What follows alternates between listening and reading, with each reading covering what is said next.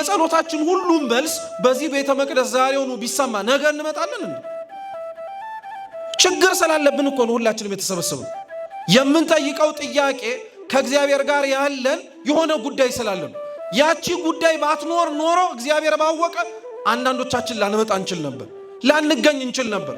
ቆመን ስንራመድ ምንም ያልሰራን፣ ነጠላ ጣፍተን ስንመላለስ፣ አንገታችን ላይ ማተብ አስረን የቅዱሳንን ስም ስንጠራና እግዚአብሔርን እናመልካለን ስንል ለሚያየን ሰው የሚጥል በሽታ የያዘናን መስልም ይላል ዮሐንስ አፈወርቅ።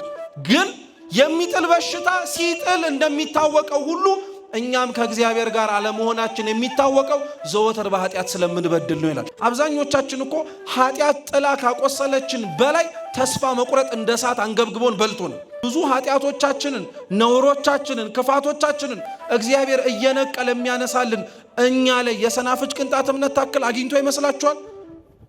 በፍጹም። በቅዱሳኑ በኩል ግን ያለውን እምነት እየተመለከተ እግዚአብሔር እኛን ምን ያደርገናል? ይምረናል። አንዳንድ ሰው እንደዚህ አለ፣ እሱ ካልዳነ በቀር ሌላ ተራ እንዳያገኝ የሚፈልግ ሰው፣ እርሱ ጸሎቱ ካልተሰማ በቀር ሌላው ሰው እንዲሰማለት መንገድ የማይለቅሰዋል። ስለዚህ ደዌ ሁሉ፣ በሽታ ሁሉ የሰይጣን ያጋንንት የርኩስ መንፈስ ነው ብለን መደምደም አንችልም። እግዚአብሔርም ጭምር ሊያመጣው ይችላል። ጸጋ በስቶልን ወይንም ደግሞ የሰጠንን ሀብት ምክንያት አድርገን በትዕቢት እንዳንወድቅ ማለት ነው። እንደፈለገ ኃጢአት የሚጥለንን እንደፈለገ ኃጢአት እያጣለ ያሰቃየንን ሰዎች እኛን መመልከት እንድንችል የራሳችን ከእግዚአብሔር ጋር ያለን አለማመናችንን አምነን እግዚአብሔርን አለማመንን እርዳው ከማለት ይልቅ እነገሌ ባያምኑ እኮ ነው ይሄ ሁሉ የሆነብን እንላለን። እንደፈለገ ኃጢአት የሚጥለንን እንደፈለገ ኃጢአት እያጣለ ያሰቃየንን ሰዎች እኛን መመልከት እንድንችል ከምናምን ከክርስቲያኖች ሁሌም ጠላታችን ሆኖ መጥቶ ሊጥለን ከሚፈልገው ከሰይጣን የሚለየን የተስፋ መቁረጥና ያለ መቁረጥ ጉዳይ ነው። በስመ አብ ወወልድ ወመንፈስ ቅዱስ አሐዱ አምላክ አሜን። ለዛሬው የትምህርታችን መነሻ የመጽሐፍ ቅዱስ ክፍለ ምንባብ አድርገን የምንማረው የሐዋርያው የቅዱስ ማቴዎስ ወንጌል ምዕራፍ 17 ከቁጥር 14 እስከ 21 ባለው መነሻ ይሆናል።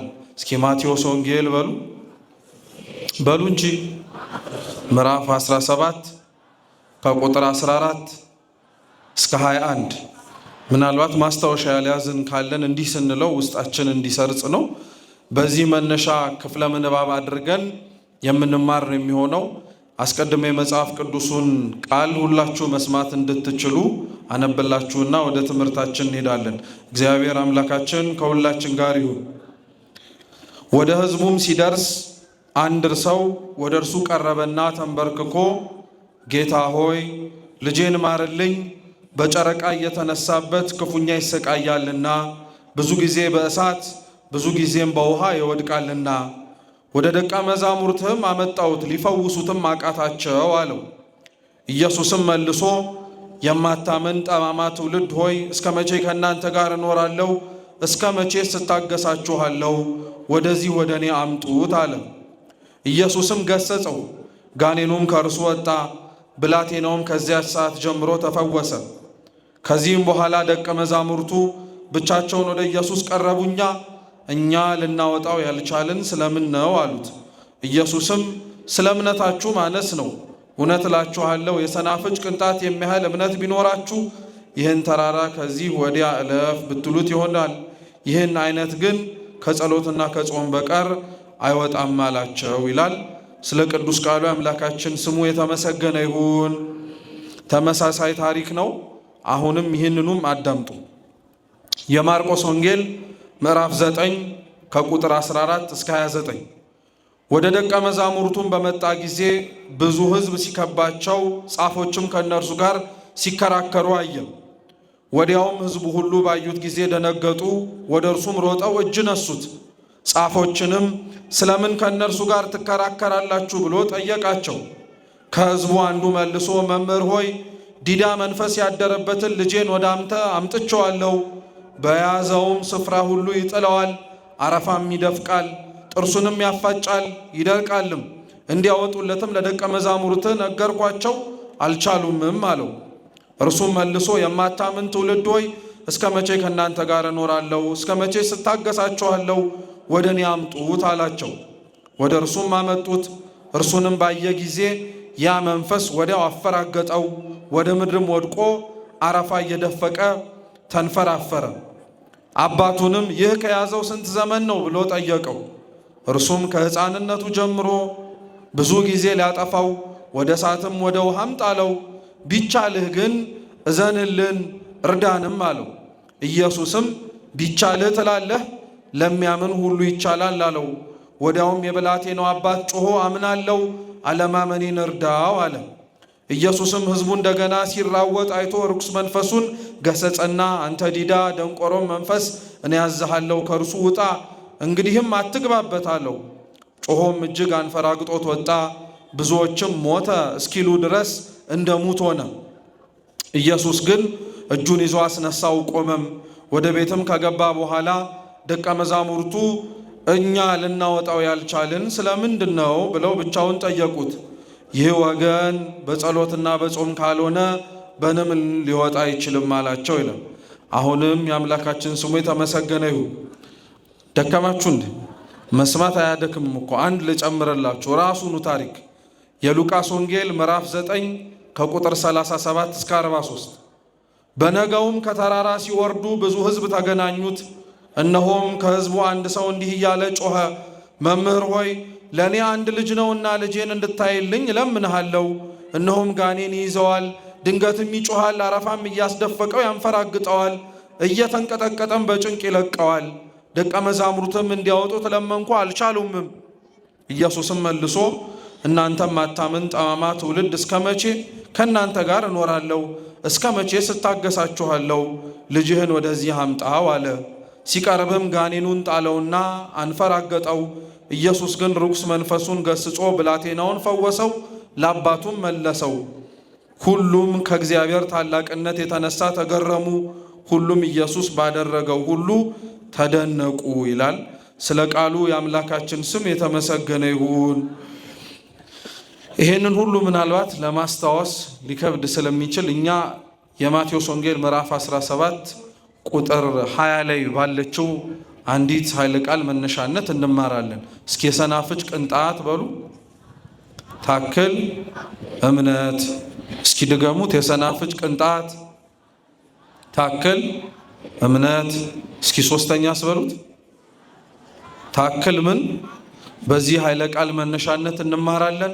አምላካችን በቸርነቱ ተገኝቶ እንዲያስተምረን እንዲመክረን ልቡናችንንም በፍጹም መረጋጋት መስማት እንድንችል እንዲያከናውንልን የእርሱ ቅዱስ ፈቃድ ይሁንልን። መቼም የመጀመሪያው ጥያቄ ለምን ሶስት ያነበብከው? ተመሳሳይ ታሪክ ነው እንደሰማችሁት። በማቴዎስም በማርቆስም በሉቃስም ወንጌል የተጻፈው ጌታችን መድኃኒታችን ኢየሱስ ክርስቶስ አንድ በርኩስ መንፈስ ይሰቃይ የነበረን ሰው በምን አይነት መንገድ እንዳዳነው ነው። ነገር ግን አስተውላችሁ ከሆነ እያንዳንዱ የመጽሐፍ ቅዱስ ክፍል ላይ የተጻፈው ታሪክ ተመሳሳይ የሆነ ጭብጥ ይኖረው እንጂ በአንድ በኩል ተጽፎ በሌላ ወንጌል ላይ የሌለ፣ በሌላ ወንጌል ላይ በደንብ ተብራርቶ በአንዱ ወንጌል ላይ ደግሞ ባጭሩ የተቀመጠ ታሪክ ነው። መጽሐፍ ቅዱስ በተለይ ደግሞ የሐዲስ ኪዳን የወንጌል መጽሐፍትን ስናነብ የማቴዎስ የማርቆስና የሉቃስ ወንጌል ተናበው የሚነበቡ ወንጌላት ናቸው። ተናበው የሚነበቡ ወንጌላቶች ናቸው። ማለትም እነዚህ መጽሐፍ ቅዱስ ክፍሎች ላይ የሚገኙ ታሪኮች በአንድም ይሁን በሌላ መንገድ አንዱ ከአንዱ ጋር ተወራራሽ ሆኖ ተመሳሳይ የሆኑ ታሪኮች ተጽፈው ተገኝተዋል። በምሁራኑ ዘንድ እነዚህ ሶስት የማቴዎስ የማርቆስና የሉቃስ ወንጌል ሲኖፕቲክ ጎስፕልስ ይባላሉ። አብረው የሚናበቡ ማለት ነው። የዮሐንስ ወንጌል ከነዚህ የተለየ ነው። አንደኛ ታሪክም ላይደጋግም ይችላል። ሁለተኛ ከሌሎቹ ወንጌል ጸሐፊያን አርፍዶና ዘግይቶ እንደመጻፉ ሌሎች ወንድሞቹ የጻፉትን ታሪክና ያስተላለፉትን ትምህርት ስለሚያውቅ ከነሱ የጎደለውን ሞልቶ ማጽናት ያለበትን አጽንቶ ነው የጻፈው። አጠቃላይ ግን ወንጌላት አራቱም በሚባል ደረጃ ማለት ነው የማቴዎስም የማርቆስም የሉቃስም የዮሐንስም ሶስት ነገሮችን ትኩረት አድርገው ነው የሚጽፉት። መጀመሪያ የሚያወሩት ስለ ጌታችን ስለ ኢየሱስ ክርስቶስ ታሪክ ነው። ስለማን ታሪክ? ስለ ጌታችን ስለ ኢየሱስ ክርስቶስ። ሁለተኛ እነዚህ ወንጌላት የሚያወሩት ስለ ክርስቶስ ትምህርት ነው። ምድር ላይ ጌታችን ምን አስተማረ ቢባል መጀመሪያ የምንጠቅሰው መጀመሪያ እንዳስተማረም ጭምር ተጽፎ የምናገኘው ወንጌል ላይ ስለሆነ ወንጌል የክርስቶስ ትምህርቶች ተጽፎበታል። ሶስተኛው ወንጌል ላይ የተጻፈው የክርስቶስ ዓለምን የማዳኑ የቤዛነቱ ሥራ ነው። በታሪክ ቢለያዩ ባገላለጽ ቢለያዩ አራቱም ወንጌላት ካስቀመጧቸው ተመሳሳይ ታሪኮች መካከል ዋነኛውና ተቀዳሚው ክርስቶስ መከራ ለሰው ልጅ እንደተቀበለ፣ እንደተሰቃየ፣ እንደተወለደ ዓለምንም ደግሞ ጭምር ሊያሳልፍ እንደሚመጣ እንዳረገ መሰል አይነት ነገሮች በወንጌልና በተያያዥ ቅዱሳት መጻሕፍት ላይ ተጽፈዋል። እንዳልኳችሁ ግን በተለይ ማቴዎስ፣ ማርቆስና ሉቃስ ግን ተመሳሳይ የሆኑ ታሪኮች ይጽፋሉ። የመጀመሪያው መጠየቅ ያለብን እናንተም ሁላችንም መረዳት ያለብን ነጥቦች አለን። ታሪኮች ላይ ገብተን ምን እንደምንማርበት ከማወቃችን በፊት ተመሳሳይ የሆነ ታሪክ ከሆነ ጭብጡም ተመሳሳይ ከሆነ ለምን ተደጋጋሚ መጻፍ አስፈለገ? ለምን ተደጋጋሚ ይጻፋል? ማቴዎስ ከጻፈው ታሪኩን ለምን ማርቆስ ይደግመዋል? ለምን ሉቃስ ይደግመዋል? የመጀመሪያው ምክንያት ምን መሰላችሁ ክርስቲያኖች?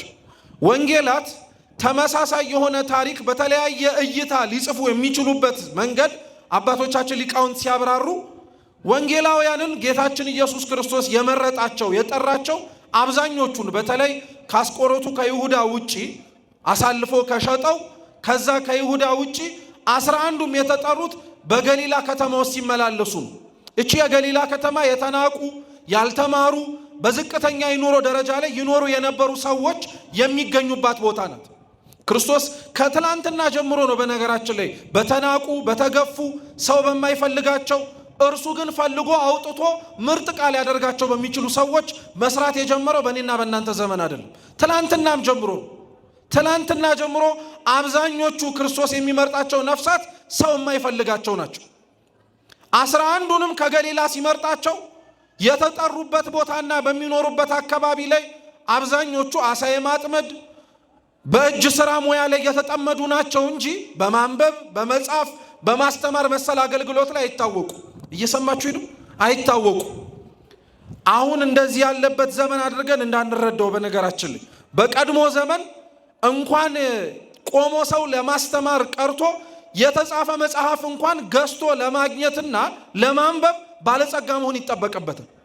አንድ ሰው መጽሐፍ ሲኖረው የሚያነብ ከሆነ የሚያነብለትም ሰው ካለ በጣም ባለጸጋ ነው።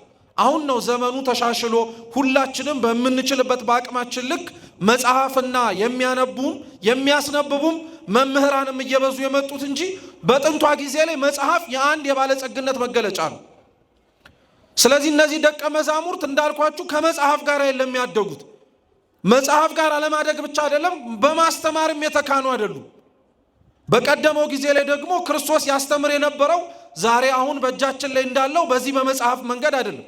ክርስቶስ አብዛኞቹን ትምህርት ያስተምር የነበረው በቃል ይነግራቸዋል፣ እነሱም በቃል ይሰማሉ። እነሱ በቃል የሰሙትን ደግሞ ሄደው በቃል ለሚያስተምር ሰው ያስተምራሉ። ስለዚህ መማር ላለመደ በቃል ሌሎች ትምህርቶች ሲጠጡ ተቀምጦ መስማትን ላልተለማመደ ሰው በቃል መስማት ራሱ ከባድ ነው። እየሰማችሁ ነው? ቤተክርስቲያናችን ውስጥ አሁን ለምሳሌ መጀመሪያ ሰዎች ወደ ትምህርት ገበታቸው ሲገቡ መጀመሪያ ንባብ ነው የሚማሩት። ፊደላትን መለየትን ማንበብን እንዲለምድ ይደረጋል። ማንበብን እንዲለምድና ፊደላትን እንዲለይ የተደረገው ተማሪ ግን በትምህርት ጉዞ ላይ በቤተክርስቲያን ውስጥ አብዛኛውን ነገር መጽሐፍ ገልጦ ከሚያየው ይልቅ ከመጽሐፍ እየተደበበለት ከመምህራኑ እየሰማ በቃሉ የሚይዘው በጣም ይበዛል። ስለዚህ አንድ ሰው በቀላሉ ልጠይቃችሁ፣ በቃሉ መያዝና መሸምደድን የለመደ ሰውና በቃሉ መያዝና መሸምደድን ያለመደን ሰው ተመሳሳይ ነገር ብትነግሩት ተመሳሳይ ነገር ያወራል? ኧረ መልሱ። አያወራ። ምንም ጥርጥር እኮ የለው፣ አያወሩ። ስለዚህ ሐዋርያት እንደዚህ ናቸው ልላችሁ። ማቴዎስም ማርቆስም ሉቃስም እነዚህ ደቀ መዛሙርት በተለየ መልኩ ትላንትና የማንበብ የማስተማር የመጻፍ በቃል ሰምቶ የመኖር ምንም አይነት ልምድ የላቸው። ስለዚህ ይላሉ ሊቃውንት ክርስቶስ አስተምሯቸው ትምህርቱን እነሱ ግን ሲጽፉት መለያየት የመጣው ለምንድን ነው ቢባል የትኩረት ልዩነት ስላለ ነው ይላሉ። የምን ልዩነት አልኳችሁ? የትኩረት። ለምሳሌ በእናንተ ደግሞ ቅርብ ላድርግላችሁ። አሁን እዚህ የተሰበሰብንበት የቅዱስ ሚካኤል ቤተ መቅደስ ውስጥ ስንት መግቢያ በራል? እንዴ ቶሎ በሉ እንጂ ስንት መግቢያ በራል? እናንተ የምትገቡበት ነው እንጂ የበሩን ብዛት አይደለም። እናንተ የምትገቡት በስንት በር ነው? ምናልባት በእኔ በስተግራ ያለው ከተከፈተ እሺ 3 በር እንበል። ለምሳሌ ግን አሁን አብዛኞቻችሁ የመጣችሁት ወይ በስተጀርባችሁ ባለው በር ነው ወይ በቤተልሔሙ በኩል ባለው ነው አይደል? ነው አይደለም? መልሷ ቶሎ ቶሎ ነው አይደለም? ጥሩ። ለምሳሌ አሁን በዚህ በፊት ለፊቱ በር የገባችሁ ሰዎች እስኪ እጃችሁን አውጡ ሁላችሁ። ጥሩ፣ አውርዱት። በቤተልሔሙ በኩል የገባችሁ ሰዎች እጃችሁን አውጡ። በሁለቱም ነው እንደ የገባችሁት እናንተ? እሺ፣ ምን ልላችሁ ፈልጌ መሰላችሁ? አሁን በዚህ በኩል የገቡት ሰዎች ምን እያያችሁ ነው የመጣችሁት ቢባሉ ሁሉም በተመሳሳይ መንገድ ቢመጡም ሁሉም ተመሳሳይ ነገር ፊት ለፊታቸው ቢሆንም ትኩረት ሰጥተው ግን የሚያወሩት ተመሳሳይ ነው ወይስ የተለያየ ነገር ነው? የተለያየ ነገር ነው። አንዱ ምን እያየ መጣ ብትሉት እኔ ፒፕሲ ያደረጉትን የአካባቢ ወጣቶች ይላል፣ አንዱ መኪና ይላል፣ አንዱ ቄሶቹን ይላል። ሁሉም እኮ እያዩት መጣው። አንዳንዱ እንዴ ነበር እንዴ ያ ነገር ይላል። ይሄ ነገር ለምንድን ነው የሚፈጠረው ቢባል አንዱ ትኩረቱን ሰጥቶት ሌላው ትኩረት ያልሰጠው ነገር ስላለ። ስለዚህ ታሪኮች ወንጌላት ላይ ተመሳሳይ የሆኑ ታሪኮች ልዩነት የሚኖራቸው አንዱ ትኩረት ሰጥቶ የሚናገርበት ጉዳይ ላይ ሌላው ደግሞ ትኩረት ሳይሰጥ የጻፈው ስለሚሆን ነው። ግልጽ ነው? ገብቷችኋል? አንደኛው ምክንያት እሱ ነው። ሁለተኛው በወንጌላት ላይ ተመሳሳይ ታሪክ በተለያዩ ጸሐፊያን የሚጻፈው ደግሞ ለምንድን መሰላችሁ? የመጽሐፍት መተርጉማን አንድ መጽሐፍትን ለማንበብም ሆነ ለማናበብ የሚጠቀሟት ቃል አለች። እስኪ ማስታረቅ በሉ እንጂ የተጣላ ሰው እንዲስማማ ሰው ምን ያደርገው? በዚሁ አንጻር ቅዱሳት መጽሐፍትም ተመሳሳይ የሆነ ታሪክ ይጽፉና አንዱ እንዲህ ብሎት አንዱ ሌላ ያለውን፣ አንዱ እንደዚህ ብሎ ሌላው እንደዛ ያለውን ነገር መጽሐፍትን የሚያውቁ አባቶቻችን ያስታርቋቸዋል። ምን ማለት ነው? አንዱ ትኩረት ሰጥቶ የጻፈውን ሌላው ደግሞ ሌላ ነገር የጻፈውን እኩል በአንድ ላይ እያናበቡ እኩል በአንድ ላይ ተመልክተ ነው አንድ የተመሳሳይ ወይም ደግሞ ወጥ የሆነ መረዳት እንዲኖረን ያደርጋል። ወንጌላት ለዛ ነው። ስለዚህ አሁን ቤታችሁ ገብታችሁ አንድ ታሪክ ማቴዎስ ላይ፣ አንድ ታሪክ ሉቃስ ላይ፣ አንድ ታሪክ ማርቆስ ላይ ብታገኙ ለምን ልዩነቱ መጣ ብትሉ ቢያንስ እንኳን እነዚህን 2 ነገሮች ማስታወስ ትችላላችሁ። ስለዚህ በዛ መነሻነት ጌታችን ኢየሱስ ክርስቶስ በዚህ አሁን ባነበብነው በማቴዎስ ወንጌል ምዕራፍ 17 ላይ በፈጸመው ተአምር መነሻነት ነው የምንማረው። እግዚአብሔር ከሁላችን ጋር ይሁን። ይሄ ተአምር ጌታችን ኢየሱስ ክርስቶስ የፈጸመው ማለት ነው አንድ ባለጸጋ አንድ ልጅ የነበረው ወይም ደግሞ ብቸኛ ልጅ የነበረው ሰው ነበር። ሌላ ልጅ አልነበረውም። ያ ያለው ልጅ ብቸኛ ልጁ ነው። ያ ብቸኛ የነበረው ልጁ ደግሞ ከሕፃንነቱ ጀምሮ ታማሚ ነው። ከሕፃንነቱ ጀምሮ ታማሚ ነው። የቅዱስ ማርቆስ ወንጌል ሲነበብ እንደሰማችሁት ጌታችን መድኃኒታችን ኢየሱስ ክርስቶስ ከመምጣቱ በፊት ምን ከማረጉ በፊት ከመምጣቱ በፊት የሱ ደቀ መዛሙርትና ጸሐፍት ይከራከሩ ነበር። መጽሐፍ ቅዱስ ላይ ጸሐፍት እየተባሉ የሚጻፉት በእስራኤላውያን ምድብ ውስጥ ያሉ ሰዎች ናቸው። ጸሐፍት፣ ፈሪሳውያን መሰል አይነት አገላለጾች በእስራኤል ውስጥ የሚኖሩ መገለጫ መጠሪያ የተሰጣቸው ሰዎች ናቸው። ለምሳሌ እነዚህ ፈሪሳውያን ናቸው ሲባል ሕግ የሚያውቁ፣ ሕግ የሚያስተምሩ፣ ሕግ የሚጠነቅቁ ለማለት ነው። እነገሌ ጸሐፍት ናቸው ሲባል ሙያቸው ራሱ መጻፍ ነው። ሙያቸው ራሱ መጻፍ እና የክርስቶስ ደቀ መዛሙርት እርሱ ከመምጣቱ በፊት ታች ሆነው ከፈሪሳውያንና ከጸሐፍት ጋር ይከራከሩ ነበር። ክርስቶስ የት ነበር? ክርስቶስ የት ነበር? ጌታችን ደብረ ታቦር ነበር የነበር። እርሱ ከላይ ብርሃነ መለኮቱን ለሶስቱ የምስጢር ደቀ መዛሙርቱ እየገለጠ ነው። የቀሩት 9 ግን የተራራው እግር ላይ ወይንም ደግሞ መሬቱ ላይ ናቸው ያሉት። እነሱ ናቸው ከጸሐፍት ጋር የሚከራከሩት። እና ክርስቶስ እነዚህ ደቀ መዛሙርቱ እየተከራከሩ እሰጣ ገባ ውስጥ ገብተው ነው ሲወርድ ለምን ትከራከራላችሁ አላቸው። እስኪ ለምን ትከራከራላችሁ በሉ እንጂ። አው ጸሐፍት ጋር በነገራችን ላይ ክርስቶስ ለምን ትከራከራላችሁ የሚላቸው እነዚህ ሰዎች እንዳያውቁ ስለፈለገ አይደለም። እነዚህ ሰዎች ተምረው እንዳይለወጡ ስለሚፈልግ አይደለም። በጣም የሚገርማችሁ ጸሐፍት ፈሪሳውያን የሚጠይቁት ጥያቄያቸውን ከራሳቸው ክብርና ለራሳቸው አላዋቂነታቸው እንዲሸፈን ከመፈለግም እንጂ ለማወቅ፣ ለመረዳት፣ ለመጠንቀቅ ምናምን አይደለም። እነሱ ነገሮች ከበኋላ ነው የሚመጡት። የመጀመሪያው ነገር ፈሪሳውያንና ጸሐፍት ከክርስቶስ ደቀ መዛሙርት ጋር እየተከራከሩ ፊት ለፊት እነሱን ለማሸማቀቅ ሕግ እየጠቀሱ ይናገሩ የነበሩት እነሱ የበላይ እንደሆኑ እነሱ ደግሞ የበታችነት ስሜት እንዲሰማቸው ስለሚፈልጉ ነው። ለዛ ነው ፈሪሳውያንን በመጽሐፍ ቅዱስ ላይ እያንዳንዱ ቦታ ላይ ብትፈልጓቸው ወይ ሲከራከሩ ነው፣ ወይ በክርስቶስ ላይ ፍርድ ሲያስተላልፉ ነው፣ ወይ ደግሞ እውነተኛውን ትምህርት ሲቃወሙ ነው የምታገኟቸው። እና ክርስቶስ ለምን ትከራከራቸዋላችሁ አላቸው። ለምን ታወሯቸዋላችሁ? እናንተ የምትረዱትን ለመረዳት፣ እናንተ ያመናችሁትን ለማመን፣ እናንተ የተቀበላችሁትን ለመቀበል ልቡናቸው ዝግ ስለሆነ ሐሳባቸውም ጭምር ደግሞ የታተመ ስለሆነ ብትናገሩም ባትናገሩም የምታመጡት ለውጥ የለም። ስለዚህ ለምን ትከራከሯቸዋላችሁ? ለምን ታዋራቸዋላችሁ? ለምን መልስ ትሰጧቸዋላችሁ አላቸው። እውነት ነው። በነገራችን ላይ ሰው ከሌላ ሰው ጋር የሚያወራው የሚነጋገረው መግባባት ሲችልና ለመግባባትም ጭምር ፍላጎት ሲኖር ነው። ፈሪሳውያን እንደዛ አይደሉም። ፈሪሳውያን አብዝተው ለክብራቸው የሚጨነቁ ናቸው። እንኳን በደቀ መዛሙርቱ ቀርቶ በክርስቶስ ፊት ራሱ ቆመው ይከራከራሉ እኮ እነሱ።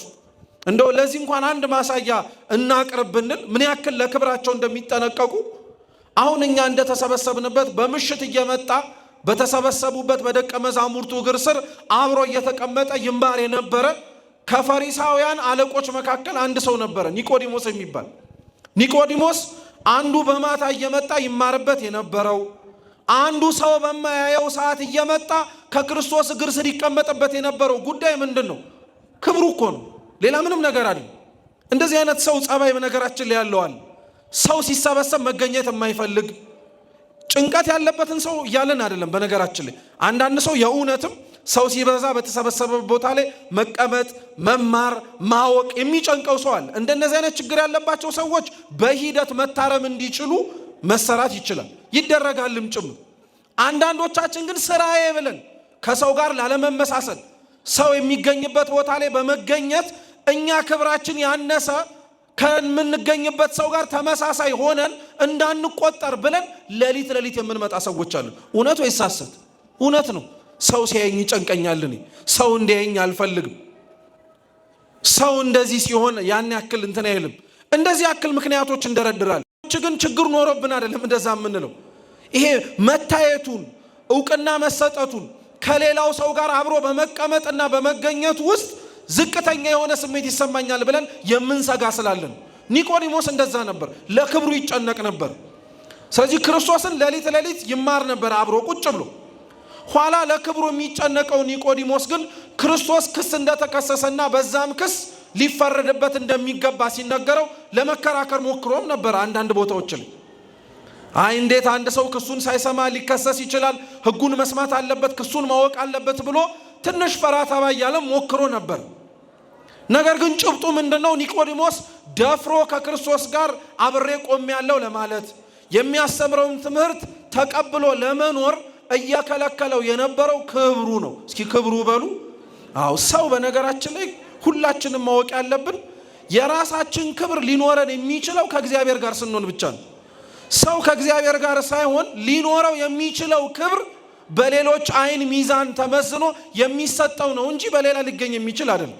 አብዛኞቻችን ለዛ ነው በነገራችን ላይ እግዚአብሔር እንዲያከብረን በአፋችን በምንናገርበት ልክ ልባችን ግን ሰዎች እንዲያከብረን እንናፍቃለን። ሰዎች ሲንቀን፣ ሰው ሲያንቋሽሸን፣ ሰው ሲያሳንሰን ደስ አይለንም። እውነት ነው፣ ደስ የሚያሰኝም ነገር አይደለም። ግን በአንጻሩ እኛ በእግዚአብሔር ላይ ስለምናደርገው አመጽም ይሁን እኛ በእግዚአብሔር ላይ ስለምናሳየው የክብር ማጉደል ግን አብዛኞቻችን ላይ ጨንቀንም ጭምር ይችላል። ስለዚህ ፈሪሳውያን የክብር ጉዳይ ስለገረዳቸው፣ የክብር ጉዳይ ስለከለከላቸው አይሆንም አላቸው። ለምን ትከራከሯቸዋላችሁ አለ። በዚህ ንግግር ውስጥ ነው ያ ሰውዬ ልጁ ስለታመመበት እየሮጠ ሄደና ተንበርክኮ ክርስቶስን መለመን ጀመረ። ተንበርክኮ ተንበረከከ። ልጄ በጠና ታሞብኛል አለ። ሲነገርም ሲነበብም እንደሰማችሁት ደግሞ ብቸኛ ልጄ ነው ያለው። ምንኛ ልጄ? ብቸኛ ልጄ። ቢያንስ እንኳን አንዱ ታሞ በሌላው እንዳይጽናና፣ አንዱ ሞቶ በሌላው ካሳለው እንዳይል ያለው ስንት ልጅ ነው? አንድ ልጅ ነው። ያም አንድ ልጁ ደግሞ በጠና ነው የታመመው። ስለዚህ ልጄ ብቸኛው ልጄ በጠና ታሞብኛል አለና ስለ ህመሙ መናገር ጀመረ። ምን አለ? አንደኛ ዲዳ ነው አለ። እስኪ ዲዳ ነው በሉ። ምን አያረግም ማለት ነው? አይሰማም ማለት ነው። እሱ አለመስማቱ እንዳለ ሆኖ ደግሞ የሚጥል በሽታ አለበት አለ። የሚጥል በሽታ አለበት አለ። ያ የሚጥለው በሽታ በፈለገበት ጊዜ ላይ ይጥለዋል። ከፈለገ በቀን፣ ከፈለገ በማታ፣ ከፈለገ በእሳት፣ ከፈለገ በውሃ፣ በፈለገበት ሰዓት ይጥለዋል አለ። ክርስቶስ አምላካችን ይህንን ከሰማ በኋላ መቼ ነው የጀመረው አለ። ከመጀመሩ ነው መታመምና እንደዚህ መሰቃየት የጀመረው ሲል ከሕፃንነቱ ጀምሮ ነው አለ። እንግዲህ አስቡት፣ በሽታ በነገራችን ላይ በጣም የሚያመው ለሚያስታምመው ሰው ብቻ አይደለም። በሽታ በጣም አድርጎ ውስጥን የሚጎዳው መዳንንና ፈውስን ተስፋ እያደረገ ለሚጠብቀው ለታማሚው ራሱ በጣም ያመዋል። አስቡት፣ ከሕፃንነቱ ጀምሮ በዚህ አይነት በሽታን የተሰቃየው ይሄ ልጅ ምናልባት እኮ በወደቀበት ጊዜ ላይ ራሱ ባልነሳ ብሎ ሊመኝ ይችላል። መልሶ እንደሚወድቅ ስለሚያውቀው የቀን የሰዓት የሆነ ጊዜና አጋጣሚ ጉዳይ ነው። ስለዚህ ከልጅነቱ ጀምሮ ያመዋል አለ። ጌታችን ኢየሱስ ክርስቶስ ከዛ በኋላ ልጁን ፈወሰለት። ወደ ልጁ ፈውስ ከመግባታችን በፊት ሌሎች ነገሮችን በነጥብ እናንሳ፣ ለሁላችንም ስለሚረዳን። የመጀመሪያው መጠየቅ ያለብን ነገር ምን መሰላችሁ ክርስቲያኖች? ይሄ ሰውዬ ለምን ታመመ ብለን እንጠይቅ እስኪ። ይህ ልጅ በሉ እንጂ ለምን ታመመ?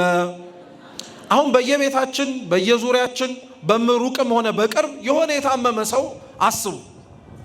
እነዚያ የታመሙት ሰዎች ለምንድን ነው የታመሙት? በሽታ፣ ደዌ፣ ህመም ሁሉም በሚባል ደረጃ አንዳንዶቻችን የሚመስለን ከሰይጣንና ከሰይጣን ብቻ የሚመጡ ነው። በቃ እገሌ ታሟል ማለት ርኩስ መንፈስ ይዞታል ማለት ነው። ወይ እገሌ ታሟል ማለት ከንጽህና ጉድለት የተነሳ የሚመጣ በሽታ የሚመስለው ሰው አለ። ቅዱሳት መጽሐፍቶቻችን ግን አንድ ሰው የሚታመመው ደዌ የሚይዘው ጤናውን ሊያጣ የሚችለው ከሰይጣን ብቻ አይደለም። እርግጥ ነው ኃጢአት፣ በደል፣ ክፋት፣ ነውር ሰውን እንኳን የስጋውን ቀርቶ የነፍሱንም ጤና ጭምር ትበጠብጠዋለች። የስጋ የንጽህና ጉድለትም ሰውን ሊያሳምመው ይችላል። በአንጻሩ ደግሞ የሚገርማችሁ ሰው እንዲታመም ደግሞ እግዚአብሔርም ሊያደርገው ይችላል። ሰው እንዲታመም፣ ሰው በሽታ ውስጥ እንዲወድቅ እግዚአብሔር ማድረግ ይችላል። ልዩነቱ ምን መሰላችሁ? እግዚአብሔር አንድን ሰው በህመም ውስጥ እንዲሆን ወይንም ደግሞ በደዌ ውስጥ እንዲመላለስ ቢያደርገው ምክንያት አለ።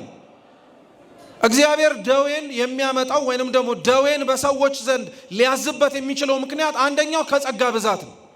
እግዚአብሔር ጸጋውን ሰፍሮ ስለማይሰጥ ለሚወዱት ለተገዙለት ለቅዱሳኑ ስለሚያንበሸብሻቸው በዛ በበዛላቸው ጸጋው ውስጥ ትዕቢት፣ በዛ በበዛላቸው ጸጋው ውስጥ ሌላ መሰናክል እንዳይመጣባቸው ብሎ የሚጎስማቸው ደዌ ይልካል። ጳውሎስ ራሱን የታመመው ርኩስ መንፈስ ይዞት ነው? ጳውሎስ ራሱን የታመመው ሌላ ችግር ኖረበት ነው? አይደለም። ራሱ እንደሚናገረው የሚጎስም ደዌ ተሰጠኝ ያለው እግዚአብሔርን ማስታወስ እንዲችል ማለት ነው። እውነት እንነጋገር ከተባለ እንኳን ቅዱስ ጳውሎስ ቅዱስ ጢሞቴዎስም ይዞት የነበረው የሆድ ቁርጠት አረ እነሱንም ተዋቸው።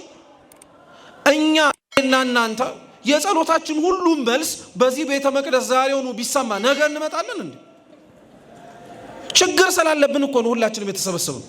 የምንጠይቀው ጥያቄ ከእግዚአብሔር ጋር ያለን የሆነ ጉዳይ ስላለን፣ ያቺ ጉዳይ ባትኖር ኖሮ እግዚአብሔር ባወቀ አንዳንዶቻችን ላንመጣ እንችል ነበር፣ ላንገኝ እንችል ነበር። እግዚአብሔር ለዛ ነው በምን አይነት መንገድ፣ በምን አይነት ሁኔታ፣ በምን አይነትም መንገዶች ወደሱ መቅረብ የምንችልበትን መንገድ ስለሚያስብ አንዳንዶቻችንን በፍቅር በደስታ ያቀርበናል፣ ሌሎቻችንን በደዌ በህማም ያቀርበናል። ስለዚህ ደዌ ሁሉ በሽታ ሁሉ የሰይጣን ያጋንንት የርኩስ መንፈስ ነው ብለን መደምደም አንችልም። እግዚአብሔርም ጭምር ሊያመጣው ይችላል። ጸጋ በስቶልን ወይንም ደግሞ የሰጠንን ሀብት ምክንያት አድርገን በትዕቢት እንዳንወድቅ ማለት ነው። የታመመው በምን ምክንያት ነው? በምን ምክንያት ነው? የሚጥል በሽታን ያለበት እየመረጠ ቦታ አይደለም፣ በፈለገው ቦታን የሚጥለው። ይሄ ልጅ ምን አጥፍቶ ነው የመጣበት ልትሉም ትችላላችሁ። በኦሪቱ ጊዜ ላይ እንደነዚህ አይነት ጥያቄዎች ይጠየቁ የነበረበት ምክንያት ምን መሰላችሁ? የኦሪት እምነት ወይንም ደግሞ በብሉይ ኪዳን የአንድ ሰው የሰራው የኃጢአቱ ውጤት ልጆቹ ላይ ይደርሳል የሚባል እምነት አለ። አብዛኞቻችን ኢትዮጵያውያንም እኮ እንደዚህ አይነት እምነት አለን። ታውቃላችሁ፣ ተው ግፋት ትስራ ለማን ይተርፋል እንላለን? ለልጅ ይተርፋል እንላለን። እውነት እኮ ነው። ለምሳሌ ዮሐንስ ወንጌል ምዕራፍ 9 ላይ አንድ ከእናቱ ማህፀን ጀምሮ የአይን ምንም አይነት አሻራ ምልክት ሳይኖርበት ልሙጥ ግንባር ሆኖ የተወለደ ሰው ነበር። ያንን ሰው የክርስቶስ ደቀ መዛሙርት ተመለከቱትና ምን አሉት? ይህ ወላጆቹም ጥፋት አይደለም አለ። አብራችሁም በሉ የእግዚአብሔር ክብር በሉ እንጂ ይገለጥበት ዘንድ ነው። አያችሁት? አንዳንዶቻችን እውነትም እንዳልኳችሁ ነው። እግዚአብሔር ክብሩን በእኛ ሊገልጥ ከፈለገ እግዚአብሔር መስራት እንደሚችል በዘመናት ያላቆመ አምላክ እንደሆነ ማስረጃ እንዲሆን አንዳንዶቻችን ታመን ሳንፈወስ እንድንቀር ያደረገን። እርሱ ብቻ ካልሆነ ደግሞ የሚፈውሰን ማንም የለም። በሙሉ እግዚአብሔር ማድረግ እንደሚችል ማስረጃ እንዲሆኑ የተቀመጡ ትምህርቶች ብቻ አይደሉም። ወንጌል ላይ ተጽፎ የምናገኛቸው ተአምራት በስጋ አንጻር እኛ በነፍስ የታመምነውን ደዌ ማነጸሪያና መመልከቻ እንዲሆኑ የተቀመጡ ናቸው። ለምሳሌ ክርስቶስ እውር የሆኑትን አበራ ሲባል እውር በስጋ የሆኑትን ሰዎችን ስንሰማ እኛ አይነ ልቡናችን የታወረው እንድንበራ ነው። ክርስቶስ የሚጥል በሽታ ያለባቸውን ሰዎች አዳነ ተብሎ ሲነገርም እንደዛው ነው እና ቅዱስ ዮሐንስ አፈወርቅ እንዲሁም በደንብ ያብራራዋል። ምን ይላል መሰላችሁ? የሚጥል በሽታ ምን አይነት በሽታ ነው ይላል።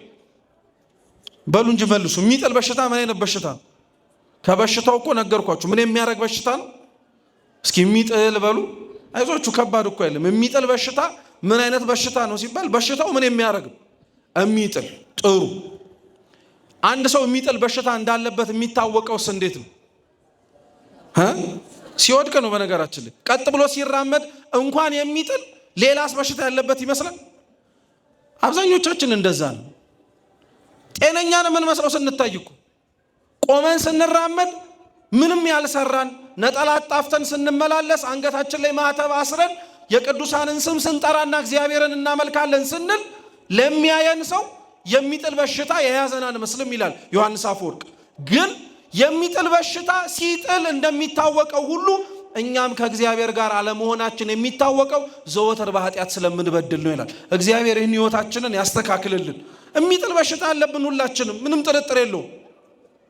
የሆነ ጊዜ ላይ ቆመን እንታያለን፣ የሆነ ጊዜ ላይ እንንሸራተታለን፣ የሆነ ጊዜ ላይ በርትተን እንታያለን፣ የሆነ ጊዜ ላይ ደግሞ ደክመንና ዝለን እንታያለን፣ የሆነ ጊዜ ላይ ከበሽታቸው ድነዋል ብለው ስንራመድ እንታያለን፣ የሆነ ሰዓት ላይ ደግሞ ተመለሱበት ደግሞ ተብለን ወድቀን እንታያለን።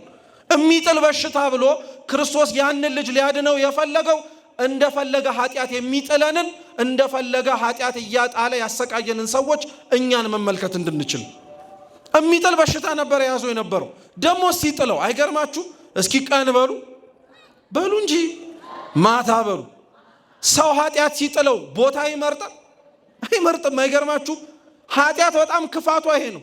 ቀን ልጣለው ማታ ልጣለው አትልም። ካገኘች ቀንም ልትጥል ትችላለች፣ ካገኘች ማታም ልትጥል ትችላለች። ይሄ ብቻ አይደለም። ይሄንን የሚጥለውን ልጅ አባቱ ስለሚጥለው በሽታ ሲናገር ምንድን ያለው?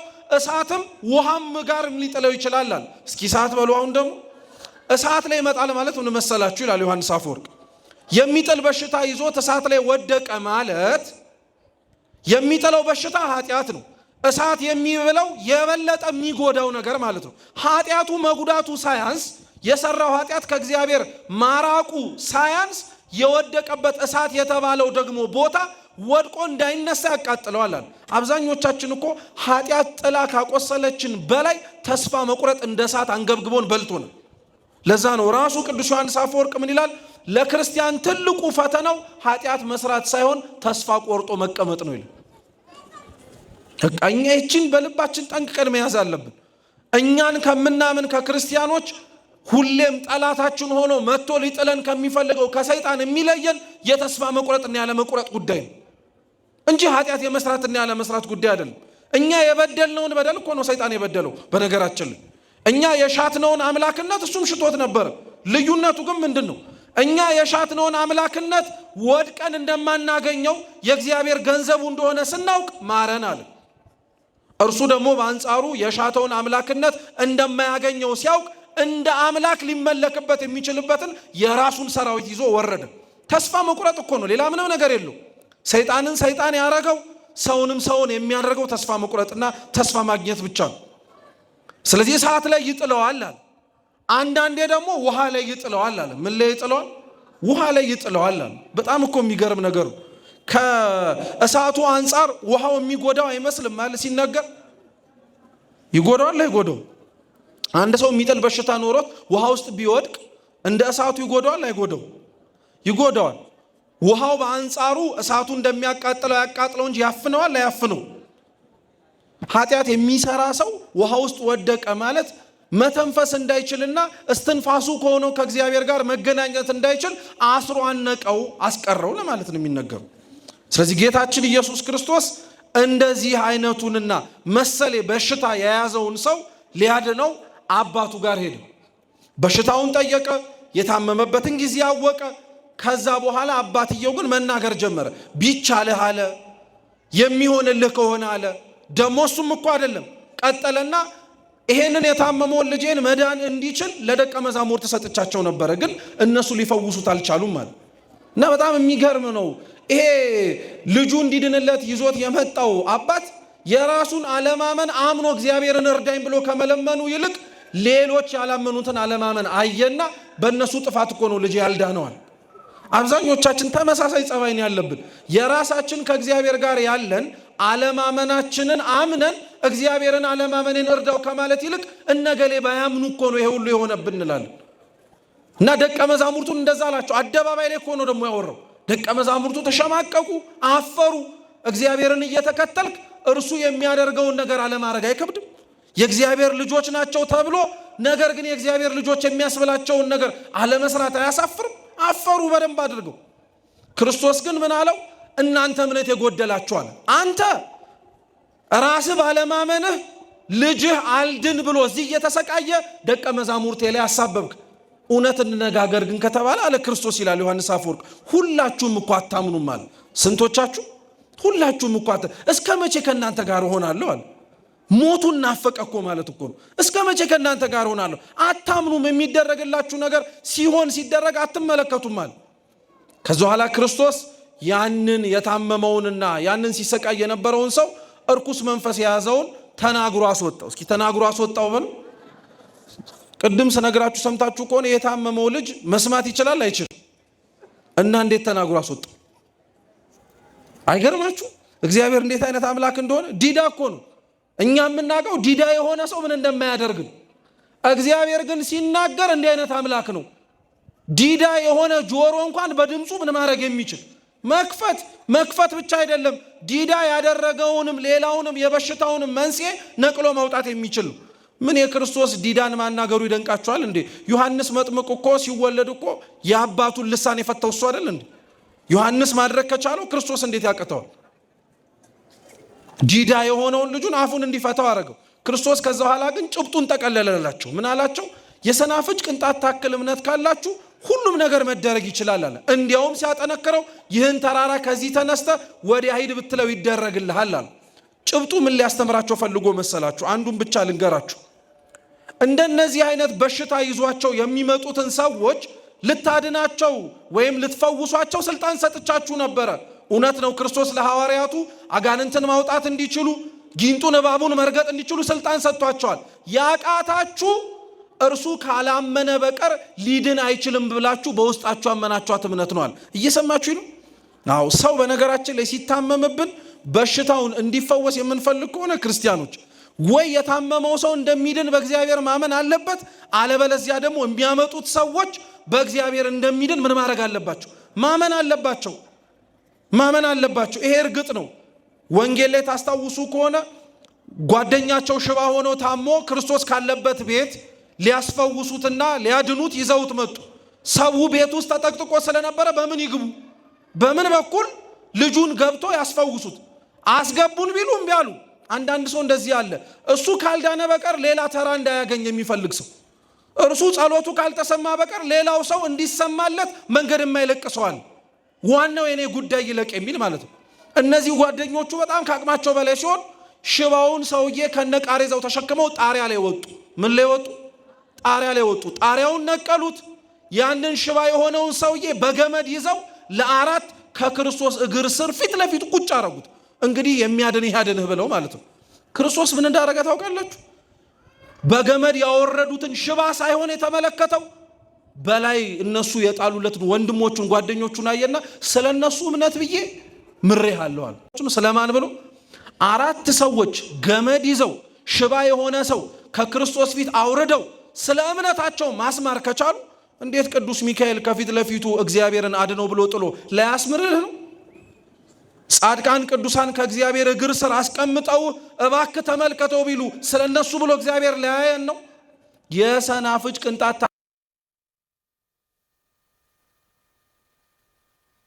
በተስፋ ውስጥ አብሮ ልትቀበለው የሚገባ መከራ እንዳለ አምኖ የተዋጀ እምነት ካለ አንድ ተራራ አይደለም እንደውም ማንሳት የምትችለው። ቅዱስ ጳውሎስ አንደኛ ቆሮንቶስ መልእክቱ ምዕራፍ 13 ላይ ሲናገር ፍቅር ግን ከሌለኝ ተራሮችንም ባፈልስ እንኳን ከንቱ ነኝ ያለው አይደል? ክርስቶስ እኮ ተራራ ነው ያለው።